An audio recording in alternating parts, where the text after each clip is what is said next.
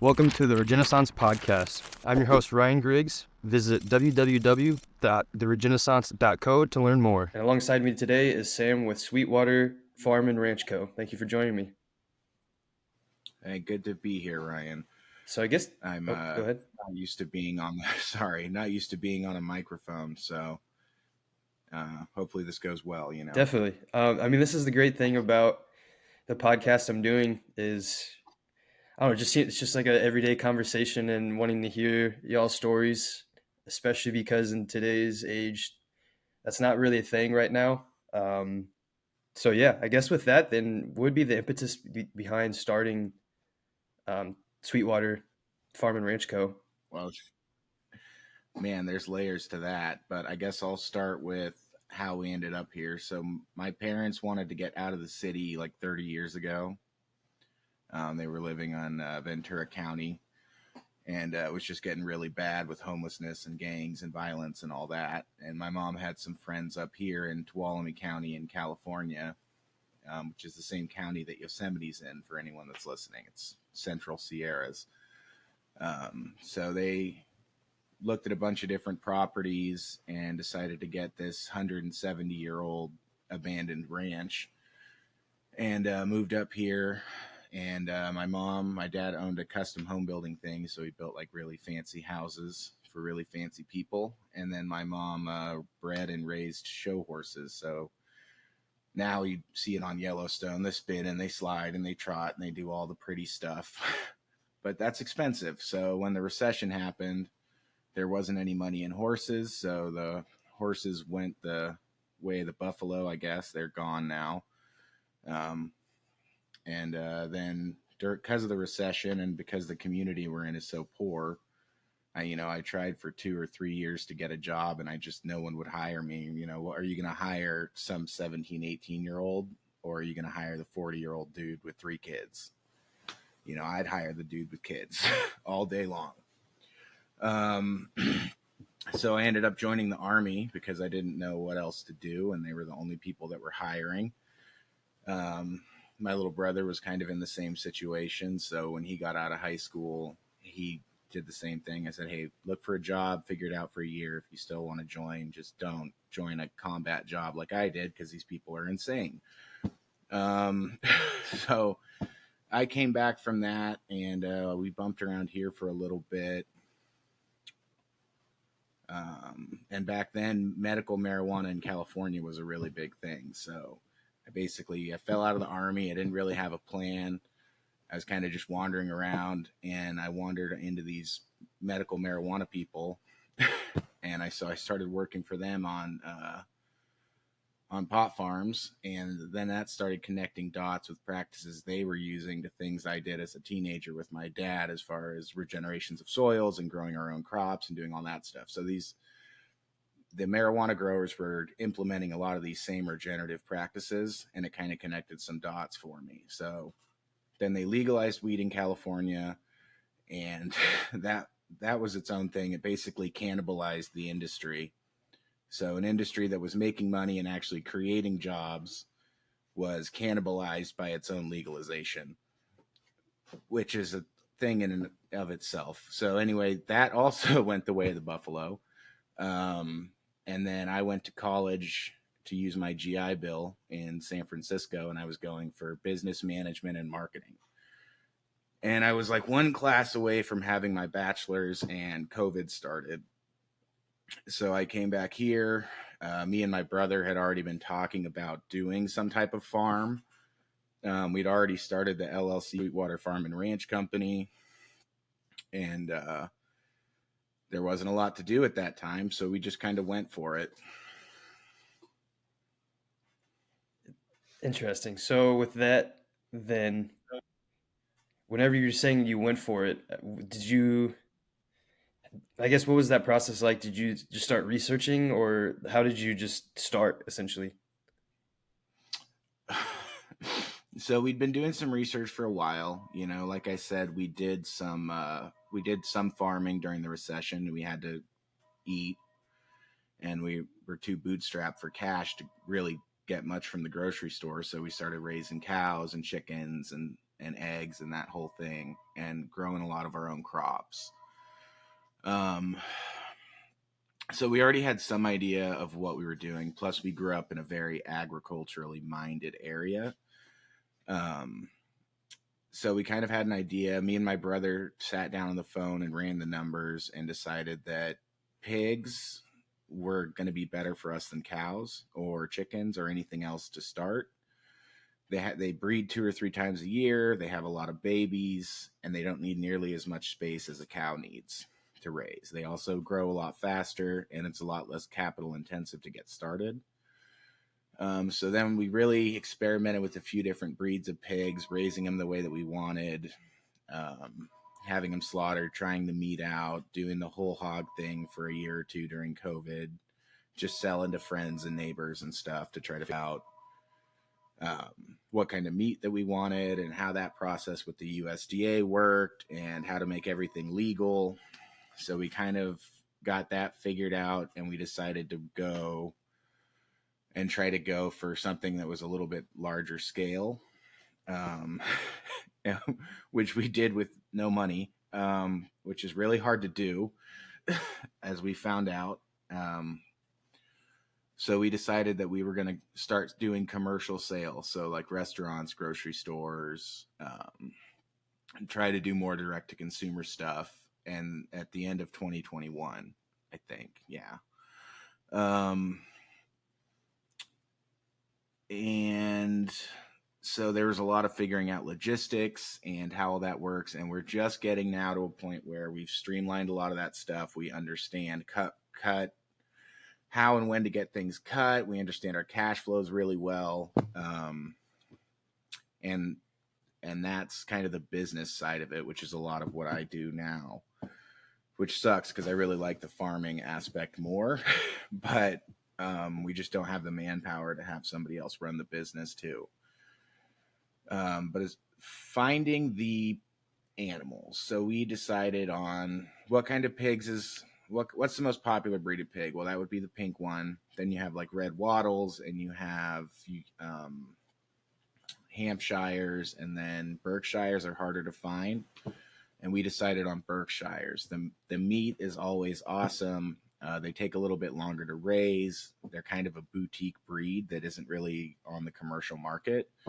So we kind of weighed all those different options and decided that if we were going to do something, it needed to be a little boutique-y, and it needed to be somewhat exclusive for our area, and that might give us an edge with growth. Because the other side of it is, we don't want our kids, and we want to create some jobs here and some hope and some stuff that's been gone from our community for a long time because of how poor it is. I mean, the 2008 recession never really ended here, and then it was just getting better, and COVID started, and it all went back to the way it was, which is just extreme poverty for most people.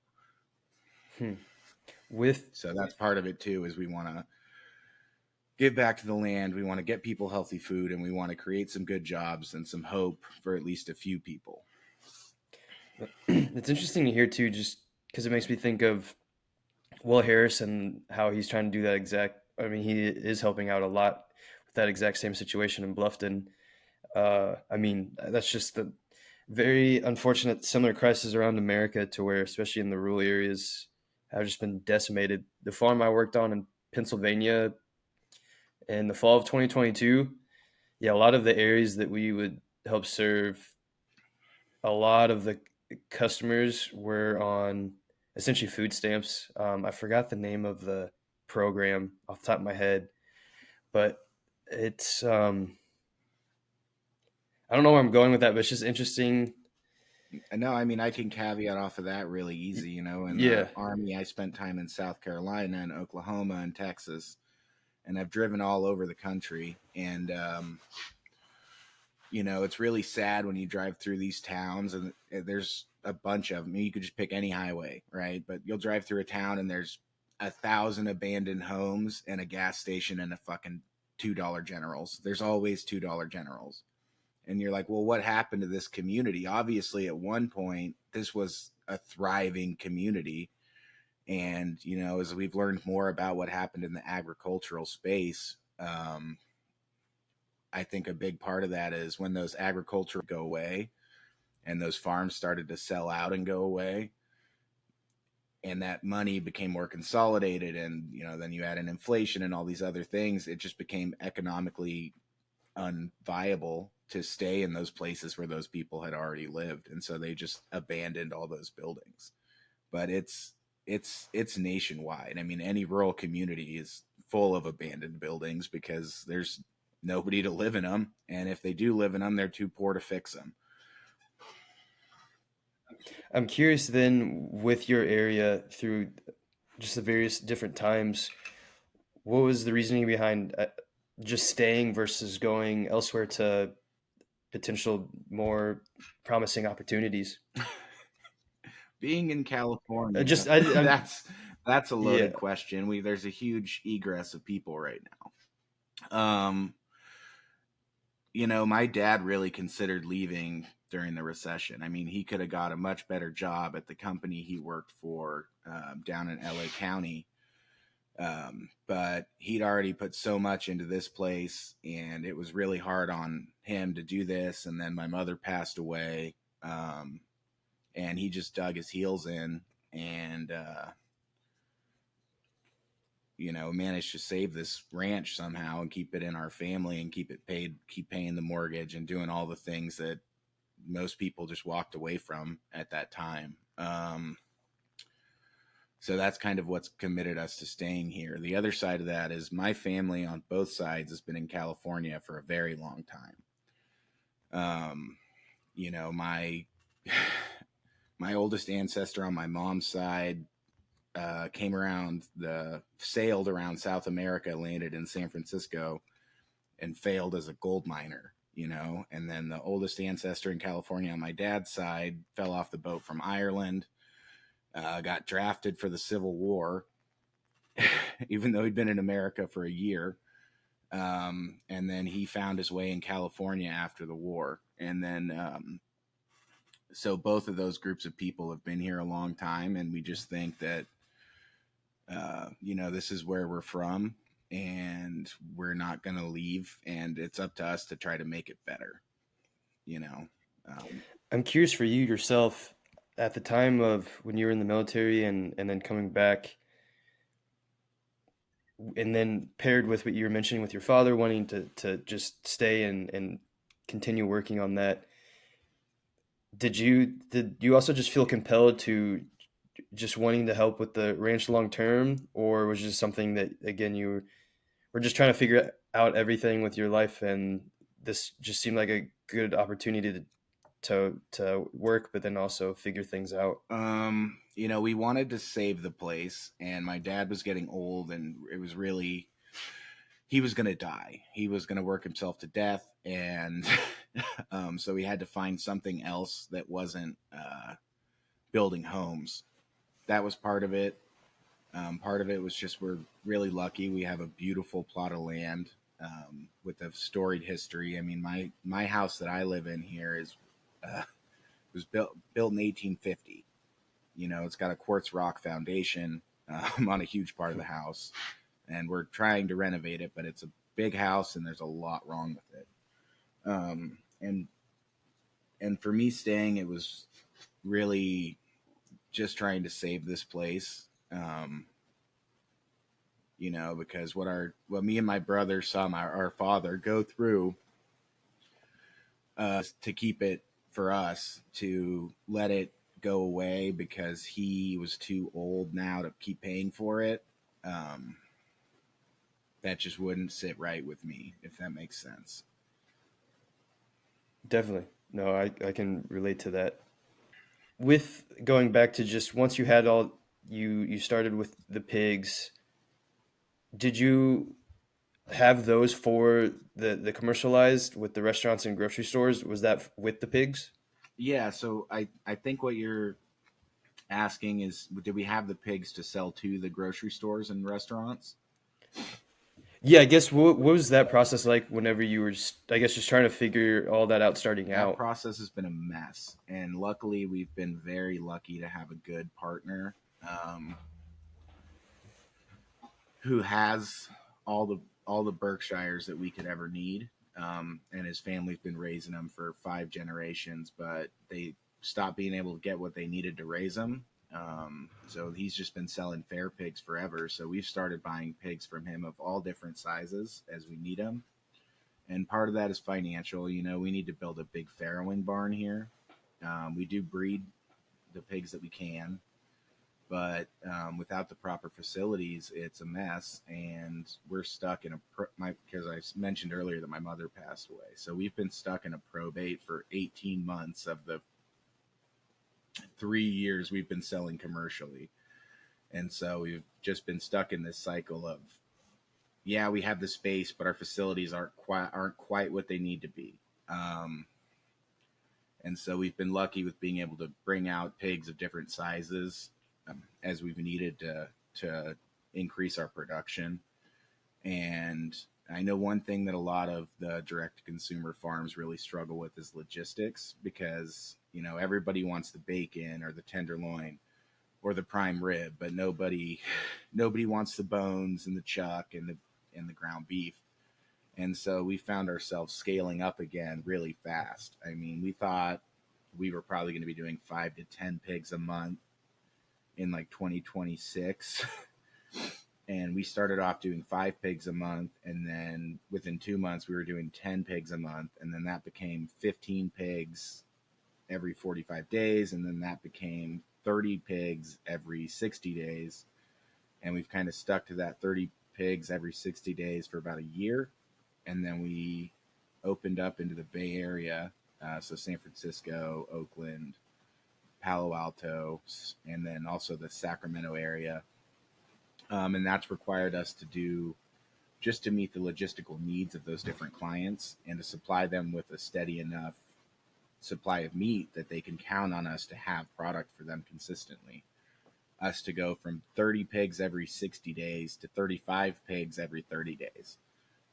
And keep in mind that's without any special financing or big bank loan. And so when we first decided we were going to do the Bay Area thing, that was back in October. So we had to have more pigs brought out here so that we could raise them over the winter and get this process rolling for, I think our first month was this month. March was our first month of doing that. And there are a few things went wrong. There were some pay issues from clients. You know, there was a cutting issue at the cutting house. But I think you can't do any big expansion without having some hiccups. And so now we're rolling into this. We kind of rolled the dice on this. Every dollar we could scrounge together, everything we could do to get this rolling. And we're rolling into the second month right now. We actually took in another 35 hogs last night. That's why I look a little disheveled. Um, I'm tired, man. Another thing about where we're at is we're the end of the internet.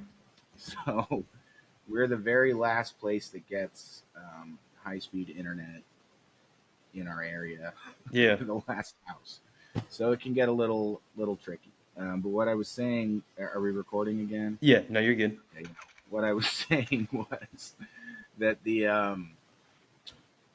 so we have to drop off at night, which sucks for us because we're working all day, you know, and there's only 4 people that work here, and then we have like 4 people that volunteer that want to get jobs as soon as we can afford to hire them. But we're doing sales and deliveries and production runs and raising all the animals and doing all these different things and maintaining the property and paying all the bills and tracking down all the money, which can be a huge problem. And so we have to drop off in the middle of the night because the guys in the semi trucks were running over too many vegan protesters during the day. I swear to God. So they make you drop off at night because apparently people don't protest at night. So there's been no issues since they required all hog drop offs to take place at night. But I swear to God, that's why. Yeah. Because apparently no one will come out and protest if they're late for the jam band session or the dive bar or whatever it is. You know, then I can't protest if I'm supposed to be out doing that, but I can protest if. And that's probably mean, but that's the way I see it. You know, you're so committed to something, but you're not willing to commit to it after hours. Okay. I'm curious for the drivers themselves. I mean, think about it like this, think about how people have road rage normally. And normal people that probably wouldn't have road rage because their brain is processing so much information so quickly that everything is high stress.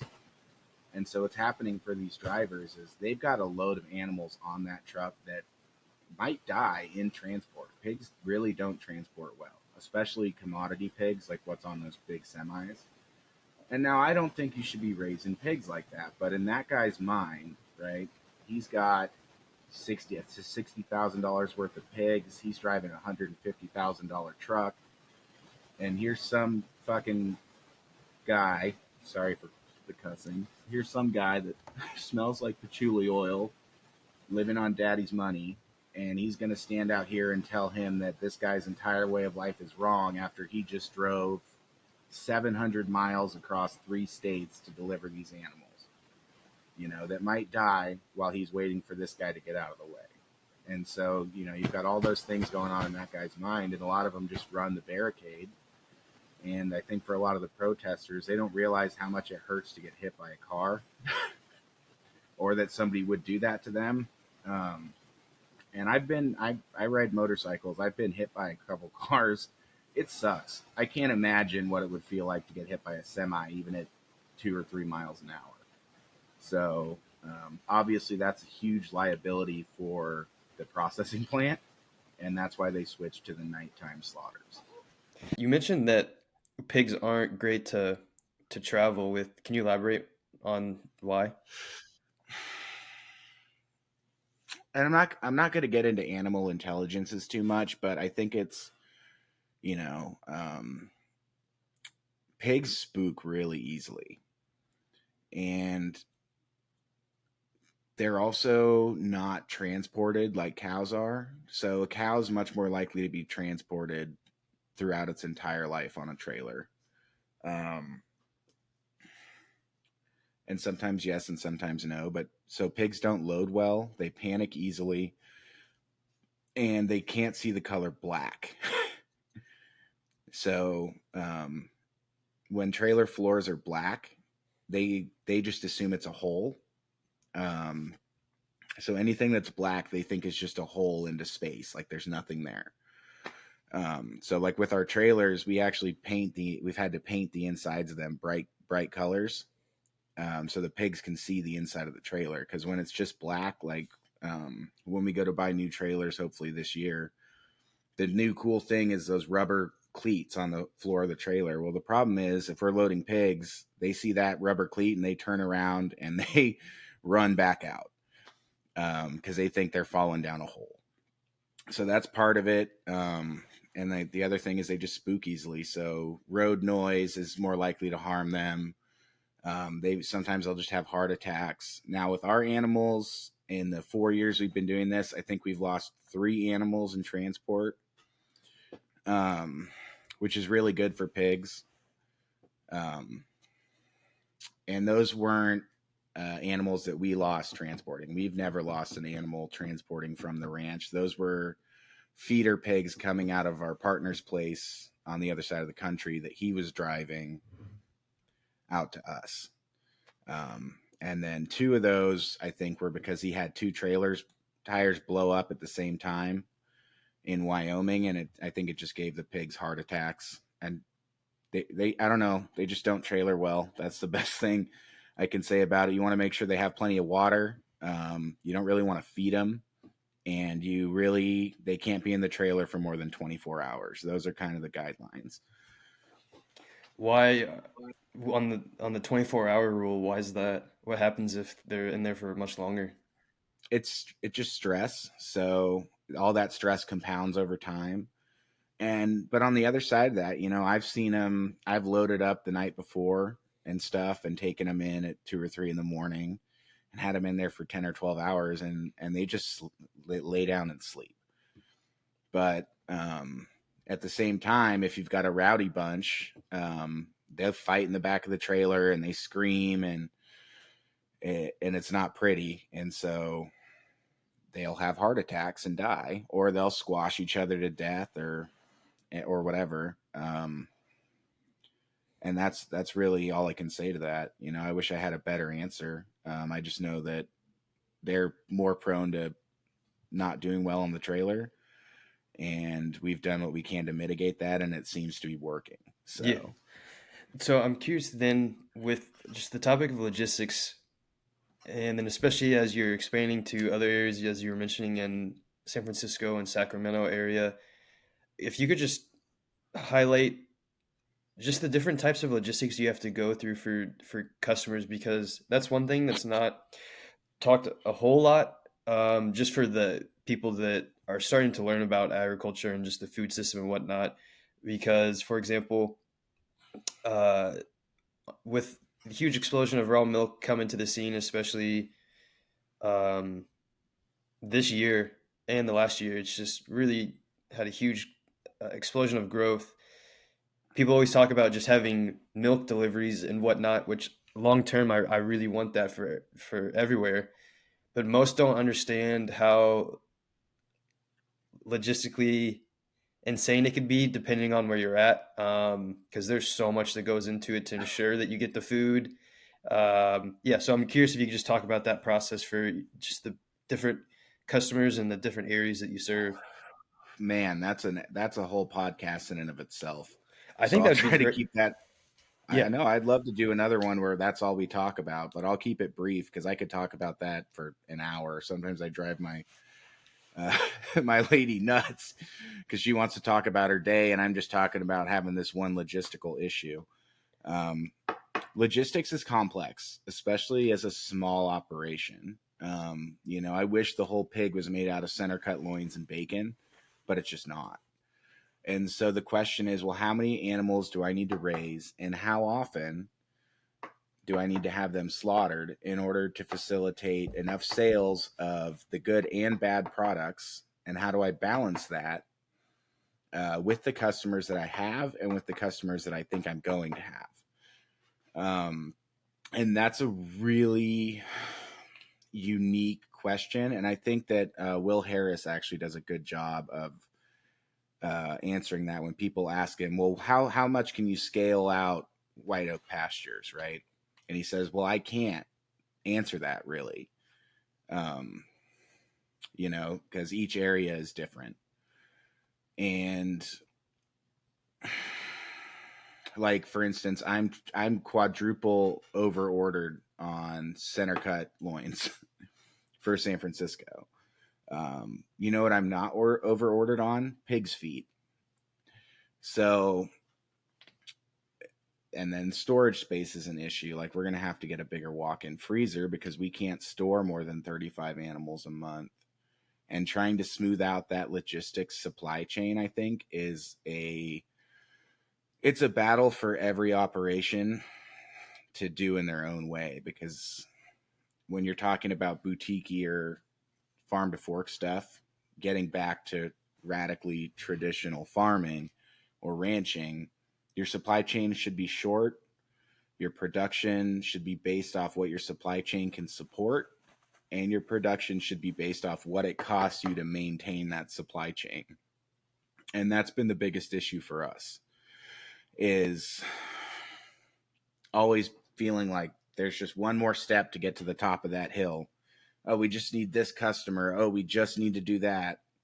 Um, and it never seems to get there. But for us, being located in Central California, having access to markets that are just full of clients that appreciate what we can have, whether they're grocers or consumers or like restaurants, um, we've been very fortunate. You know, I know guys in the Midwest, a lot of them do the drop shipping because they don't have 20 Michelin star restaurants in one city that they can go talk to, you know. We can literally drive the product there every day, and we do. We go to San Francisco twice a week. We go to Sacramento once a week, and we try to keep people full of the products that they have or that they want. Another thing is we've been great to find some bigger, more established restaurant customers that understand that we're scaling up and that we can't meet we can't fulfill everything. We can do 60, we can do 70% right now. Okay. But they're willing to buy an entire batch of one product, um, which is great for me because I can cross that off my sales list and I can work on the things that are harder to sell. And they're willing to wait until we're big enough that we can support that whole supply chain then and fill their entire order for what they want. Um, so we've been very fortunate in that aspect to have partnered with organizations that appreciate what we have, what we're doing, what we're trying to do. And because it's not cheap. It's not cheap to buy that kind of stuff from us. I mean, we're 2 or 3 times more expensive at a minimum than commodity pork is. So that's interesting because I mean, I know it ties to where you're at location wise because I've heard many horror stories of trying to have relationships with local restaurants to where they change their expectations all of a sudden, or they cut you off all of a sudden, or I mean, there's just so many different types of And horror stories I've heard. I'm curious with your case, how do you start these relationships? And I'm just curious, yeah, what are these relationships like? Because it seems different than what I typically hear with farms and restaurants. so the way that we've approached it is, uh, I don't know if steel sharpens steel is the right term, right? But so where we're at locally, being such a poor community, even finding a few customers up here was really hard to do. Um, and we killed ourselves for 2 years trying to keep the food as local as possible, trying to get support from our super local restaurants, and we do have some, and they're amazing, amazing staff, amazing chefs, amazing owners. Those guys are awesome. But then there's also places I walk into where it's like, guys, I've been coming in here for 10 years. I know you all know me, and you won't buy a case of ham steaks a month or whatever, like that's kind of offensive. And there's lots of stuff like that. And then we had lots of guys sign on, buy one thing, say they were going to do all this. So we had a bunch of stuff done for them, and then they just dropped us out of nowhere.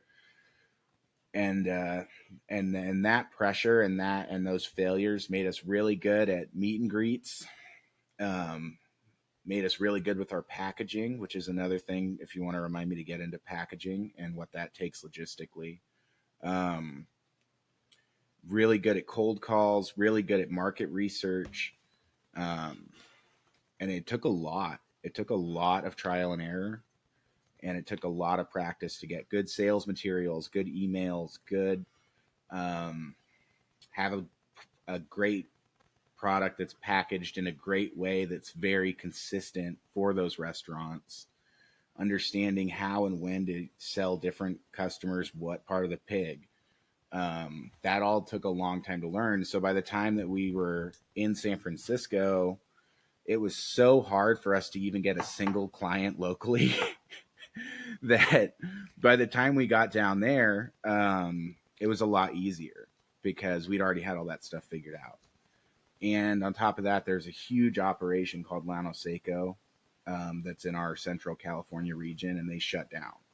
They just closed their doors. There was a legal change in California. It's called Prop 12. Animals, it has to do with hog farrowing crates and animal welfare. And although I'm not pro government intervention in anything, I think when you're talking about animal welfare or like worker rights, I think there's a certain place for that. And I think hog production in America, and in America is beautiful compared to what they do in China. But hog production in America is probably one of the most grotesque and inhumane animal production systems. And I know there's a thing going around with Tyson right now, and I'll say this too. I had a girlfriend that had a checkered past, and at one point she'd been in jail somewhere in California. And part of her jail was in order to get out of jail, they sent her to Tyson, or Foster Farms, and she would have to take all the dead chickens out of the cages. So the Foster Farms chickens are raised with prison slave labor. And on top of that, they have to pull off their beaks and cut off their toes so they don't kill themselves. So chicken production and hog production are abysmal, and I think that there needs to be a lot of research into that process because it just, to me, it's ethically wrong, and that's not Agreed. coming from somebody that is pro government intervention. I am absolutely not. I bear the scars of government intervention, and literally. Um, I mean, you're spot on with the. I mean, that's partly why I was vegan for so long. It wasn't. I'd never watched any documentaries or anything, but I've seen some horrific videos and pictures and read a lot on factory farming. I mean, as you mentioned with the chickens, with pigs, they also would cut their tails off so they wouldn't bite them off. Yeah, horrific things. no, well, I've you made know, plenty of posts. The last thing I wanted to add was there's these nasty lagoons that are surrounded with these mhm, huge pig farms, and I've posted about it a lot. They're just that post is actually how we found out about you. really. Yeah, somebody sent me that. I think my cousin Chelsea sent me that, and she went, "Have you heard of these guys? Check this out. I did not know this at all." And I was like, "Well, yeah, we knew about it. I've just never seen a picture of it before." Um, and yeah, those are crazy. And like last night, we're at the when we drop the pigs off, we're not allowed to take pictures of anything. Part of that is because of the vegan protester thing, but another part of that is just because, and the animals that are coming in now after the implementation of Prop 12 are a lot better than the animals that were coming in last year. But our pigs come off the trailer and they're big and they're healthy and they've got well developed muscles and they can run around and they walk right. And you're watching the pink pigs come off the big trailers and their muscles are underdeveloped, their faces are underdeveloped, they can't walk, you know. And those pigs look great compared to the pigs that we were seeing last year. I mean, I've seen some horrible stuff come in, and that's just part of that commodity pork industry that I think, it, as a society, we need to have a larger conversation about animal welfare because animal welfare becomes human welfare, and we become what we're putting into our bodies, right? That's also why, for the longest time, I'd never bought pork in grocery stores. It's still better than vegan food, in my opinion, but a lot of the pork in stores is Smithfield Foods, and they are just a horrific organization that's now owned by China. Um, yeah, just some interesting things with all of that. Yeah, and that goes back to what we were saying with the towns getting smaller, right? Because that money, those ghost towns, that money that made built that town is now being funneled out to some CEO or some multinational billion-dollar corporation. Um, so yeah, our product is more expensive, but when you buy from us, you're helping animal welfare, you're serving a great product to your customers or your family, you're and you're not helping some CEO buy a jet boat and a second home and pay for a bunch of unmentionable things that I won't get into on this podcast. When you buy from us, you're helping us get the ranch foreman's daughter some new shoes and some dance lessons. You're helping us remodel our historical house. You're helping us maintain this land. You're helping me buy diapers for my daughter, right?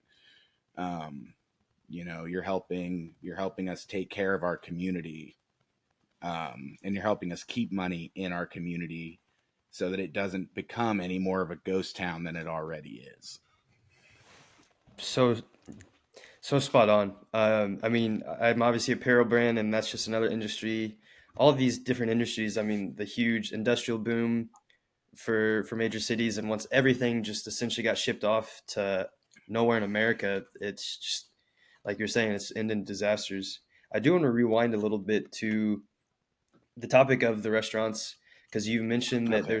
there's a couple times that they they stopped what they were doing immediately. I was wondering if you just give an example of I guess a situation with a restaurant that didn't go so well, just because with all the listeners, they don't most people don't are unaware of just how tough agriculture is in terms of what you're trying to do with restaurants and grocery stores because they are very fickle. They don't they might overpromise and under-delivery, they might just screw you over entirely and cut the contract when you already had the food ready, and then that just decimates your your business, No, and you have to really, that's a real that's a real thing. That's a yeah. scary thing, and it's a place that we found ourselves in several times. And I'm trying to think of the right example because there's so many. But I think I'll start with the example of a grocery store, right? So walk into you want to target a single owner grocery store. Can you hear me? Okay. Mhm. So you want to target a single owner grocery store, either an IGA or a little natural food store, or whatever, right? Something where you can go and meet with the owner because he's there every day. He's actually involved. He can make decisions. So if they have a fresh meat counter, it's going to go really bad for us because we're frozen meat. Um, we don't have the supply chain to support fresh meat. It's just not financially possible.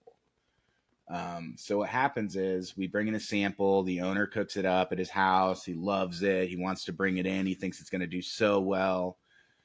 And then so he puts in a huge order, $3,000-$4,000, which is a lot of money for a single owner business to spend on a new product. So we come in, we talk to some of his people. We then, oh, this is how it works. You guys should really try it out. And then what happens a lot of times is in the stores, it'll just sit there in the back corner of some place. Like we had a place where they were buying fairly consistently, but their case was always messed up. And then I would come in to check on stuff, and they would yell at me about how I'm not stocking their case right and I'm not keeping it organized. And I'm like, guys, I'm a 3-man operation. I am not going to stock your store shelves for you. Okay. And we ended up finally dropping them because they put in a big restock. Stuff was finally selling really well with them. And they put in a big restock in order, and they were finally taking care of their own shelves, and they get their order in, and then they call me and they demand that I refund them for the order they just paid for because they found a bunch of other stuff in inventory and that I was taking advantage of them. And I'm like, guys, I'm not taking. I need you as a customer. Why would I take advantage of you when I need every cent I can because I'm building a business and it's not my. I already know you guys are terrible at inventory. I try to check stuff for you because you don't do it. Okay, but you have 7 walk-in freezers in the store and stuff buried everywhere. You want me to rifle through every box in your entire store and spend 5 hours here doing your inventory? You called me, you put in an order, we brought it in, you paid for it.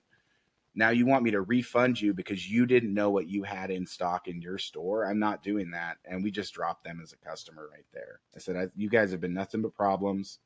And honestly, the headache is becoming more than it's worth. And we've had people that were buying our stuff from that store find us online and start buying stuff from our web store because they loved our product so much. That's awesome. I'm curious then on the restaurant side if you have any stories to share on that, because I know that's a whole different beast when compared to It even just is. restaurants or grocery Restaurants are stores. logistically tough, man.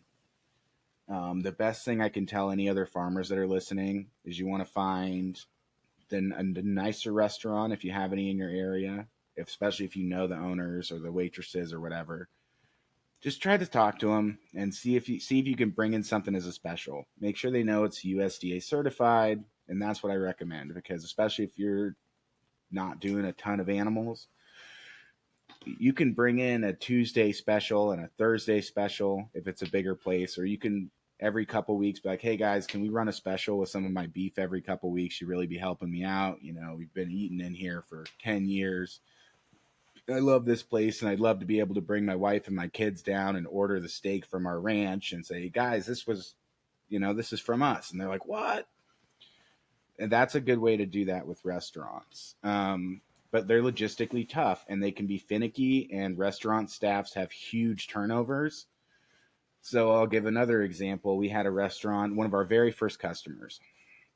The owner wasn't that interested, but his head chef was amazing. I would say his name, but I don't. He probably doesn't want me to. But he's amazing. He ended up moving on to a way better position for UC Berkeley, and he's bringing us with him, but he's not quite ready yet. Um, but he was amazing to us, and he cooked this pork chop, and this pork chop he bought from us for 18 months while he worked there. It became legendary. People were calling us to tell us how good this pork chop was that they had. They were doing a great job of promoting it. It was properly labeled on the menu. Um, the staff loved it. I mean, we'd go out on Saturday to get some drinks after lunch or whatever, and we'd see one of the waitresses from that restaurant, and she's like, "Oh my God, you're the pork chop people! That thing is so good!" And it feels great when when somebody's like, "That's the best pork chop I've ever eaten." Um, but so all this, but then they transition, they get a new guy on, and they're bringing on a new chef while I'm firing a guy because he's messing up customer orders and he's disrespecting customers. He's disrespecting the other people that work here. I'm like, dude, look, I brought you on here because you were a soldier like I was. You said you just needed a leg up. We were trying to do that for you. We got you a place to live. We paying a lot of your bills. Blah, blah, blah, blah, blah, blah. When you need money, we cut you a check. We're kind of strapped for cash. So you're like half woofing, half just working here for a place to live. We got him a fifth wheel trailer that was nice when he got it, but it just started to go downhill fast. So he messed up like 2 orders for this restaurant that was one of our best customers, right? He messed up like 2 orders for this new chef, and then I fire him for a bunch of other reasons, not just for that.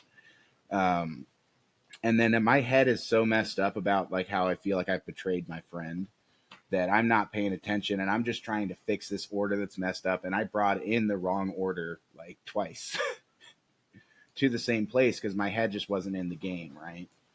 Um, and after that, they just dropped us, and that really falls on us, right? A little bit.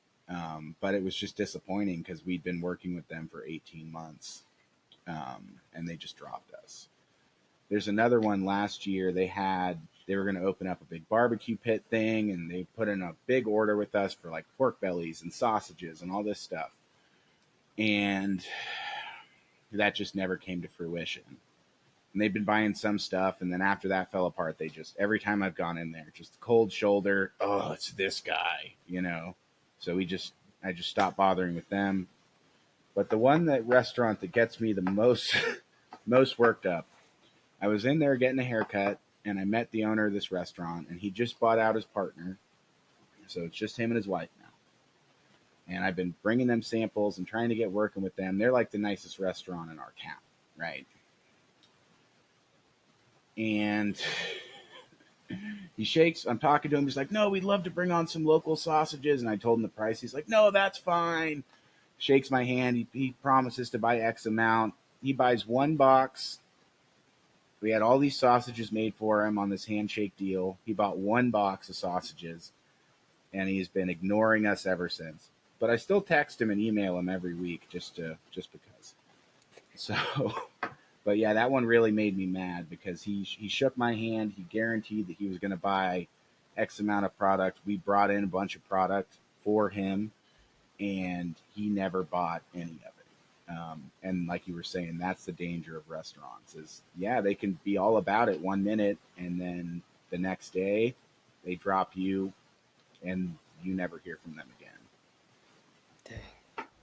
Well, thank you for sharing those stories because that's one thing I haven't talked about enough on this podcast, or just logistics, but then also, I mean, a lot of the folks I've had on are just direct to consumer, but haven't talked restaurants and grocery stores because, yeah, that's just a whole nother beast of No, things.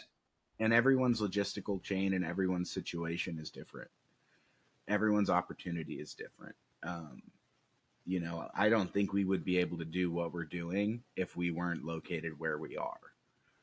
Um, the state of California is huge, and there's maybe 2 or 3 operations in the state that we compete with for premium pork, and everyone kind of has their region. There's a North Cal guy, there's a Southern California guy, and all of a sudden, Llano Seco, which was our Central California competitor, they shut down.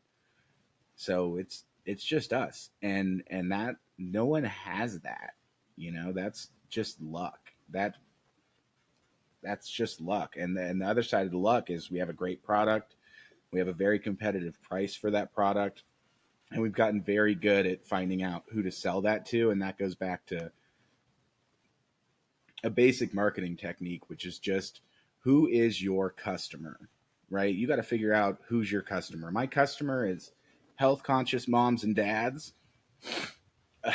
My customer is Michelin star restaurants. My customer is very committed natural food stores. Um, those are my three customers. Everyone else, I don't. They might buy it one time and they're going to go, cool. We supported America. We supported local, and then they're never going to buy it again because they're going to go, it was too expensive. I didn't care that much, but I'm glad we supported those guys. That's probably 90% of our sales interactions go just like that. So we really had to narrow down those three things. Who are our three biggest customers? Health conscious moms and dads, um, Michelin star restaurants, and very committed health food stores that are single owner. Single owner is a huge part of that. Hmm. Is that because if there's just multiple, that just adds complexity? And I'm curious why. Because if it's multiple stores, it's more complex. The owner's more removed from the day to day operation, and there's a lot more chiefs and Indians in those places.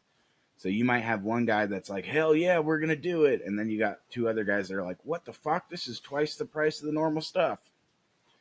Sorry again for cussing, but that's just kind of how that goes, man. Um, we've tried uh, grocery store chains that had just two or three that were still owned by one guy or one family, and those are so messy. Even the single owner ones can be really messy sometimes. So, I would say if you're direct to consumer and you're looking for a store, you want to find a store that doesn't have a butcher case, and you want to find a store that's organically, naturally, regeneratively minded products, and you want to find a store that's single owner. The issue with those three things is that's usually not a very big store, so you're not going to see tons of volumes from that place typically. But you're going to get your product out to the people that are looking for it, and you're going to help rebuild that supply chain on a local level, and you're going to bring in just a little bit of money for your operation. So even if it's only enough to buy a new set of truck tires or make an insurance payment or get a tank of gas, that stuff adds up. Um, and it's those little customers, honestly, that are my favorites. That's who I have the best relationship with, you know? Yeah. So whenever you're documenting everything throughout this whole process, since you've started, are there things that you wish you would have done better through all of this? Yeah, I actually, this just clicked for me about 45 days ago when I was looking at our field the day before we did a load of hogs. I was looking at the soil, and our soil 20 years ago was depleted red clay. It was just red clay. Think your standard Texas red dirt clay. That's exactly what our soil looks like here. It's depleted from gold mining. It's depleted from overuse. It's depleted from all sorts of different stuff. So it's just hard packed red clay. In the winter, it's 12 inches deep of soaking wet clay. And in the summer, it's as hard as concrete. And I did not do a good job of monitoring the changes in the soil. And I was looking at it the other day, and it's no longer red clay in the winter. It's still clay. You still sink, but I can tell the level of organic matter is going up a lot because when it's loaded with water, my feet don't sink down as deep, so our root systems and our mycelium is stronger. But it's also turning purple, of all things. And as it's going through different hues of purple, and then it's starting to turn darker and darker every year. So we've really been implementing these practices on a big scale for 3 years. We plan on expanding on that a lot, and just to see the difference it's made in those two or three depleted old fields that have been getting worked for a century or more. Um, to see the difference in just 3 years, I can't wait to see what that difference looks like in 10 years. That's the number one thing I wish I had done a better job of documenting, was the changes in the soil. We had a huge increase in bird species here. The first year it was swallows, thousands of swallows. I mean, an unbelievable number of them. And they actually, before we had swallows, we only had hornets. We had hornets and turkeys. And the swallows and the hornets actually occupy the same spaces. So the swallows showed up because of the pig wallowing pits, the big pits of water on the ground that the pigs roll around in. So the swallows love that because there's worms and bugs and water right there that they can play in and stuff. So they showed up by the thousands, and they brought our out of control hornet population we used to spend 2 weeks a year dealing with. They brought that under control. So now we have a normal amount of hornets, and then we had that explosion in the swallow population, and then that actually went back into balance too. We had a huge explosion in the mouse and rat population. So I went out to my friend's house and got some of her feral cats, threw those up at my barn. That's brought my rat population into balance, right? We had a huge issue with predators. As dumb as this is going to sound, I have Siberian Huskies here, and I have two males, and they both have their testicles. But the reason why is because their urine and the way they sound at night wards off other predators. So when they run around and Hmm. pee on stuff, the coyotes and the mountain lions and the bears go, "Oh crap, wolves." And then when they howl at night and make all sorts of dumb sounds and stuff, that has the same effect. So we don't have much of a predation problem anymore since those guys hit puberty and have started peeing on everything. Before they hit puberty, I had a bunch of goats. We were going to go in to start doing goat meat, and we had a mountain lion and her two cubs came in every day for like 14 days. Just decimated our goat population. We were down to just one goat from like Wow. 25. So That's interesting. With I've never heard with huskies, Siberian huskies. That's really interesting, especially now that you're saying no, you could tell the differences between pre and post urine. That's interesting. no, I know. Isn't that crazy? Yeah. Um, and I'll always remember the last time the mountain lions came out, because those two boys were freaking out in my house, freaking out. So I opened the door and they ran into the woods, and then they would come back and they would freak out outside the house, and I'd open the door, and this is going on at like midnight, 1 a.m., 2:30. I'm like, guys, I'm not doing this. And they ran out and came back like three times. And finally I grabbed a flashlight and I went and followed them, and they had treed a mountain lion in a thicket of woods. And I was like, dudes, no, I'm not following you A into there, and or B dealing with that. You can figure that out. Ever since that night, we have had no mountain lions here. Um, and same thing with the coyotes. They chased off one coyote, and there have been no coyotes since. You were mentioning how with the soil changes, especially with all the practices implemented the previous 2 to 3 years, can you talk more on everything that you've been doing to just try to help improve the soil quality? Man, that's a layered question. Um, so different types of flowers, um, rotating the animals around, trying to keep all of the different fodders and stuff that we grow, get that to the animals, one, so their digestive tracts process it, but also just their poop is great. So we have goat poop and horse poop and pig poop everywhere in all the fields, and we rotate everyone through based off what the different stuff is looking like. We've actually been able to use goats and pigs to pretty much eradicate our star thistle. We only have a few patches of that left, which, if you don't know, and I've seen the weeds in there, the pokey weeds in Arizona, that stuff is rough. But the star thistle is like this gross little green plant, and it grows these little barbs, and they'll poke through your pants, and there's a little oil on there or something, and it just stings forever. But it's got a super aggressive root system. Um, and it just takes over when one gets started. It just multiplies, and it's almost impossible to eradicate. And we've almost eradicated all of it. And it's one of those things where normally I wouldn't eradicate a plant species, but this stuff is so aggressive, I just want it gone. So there's that. Another thing that we've been doing is there's a thing called the bark beetle. It's killing tons of pine trees. And then there's also the issue with the wildfires in California. So as the tree crews go around and they cut down all these dead or burned trees, or they clear space to prevent wildfires, um, they usually chip them up.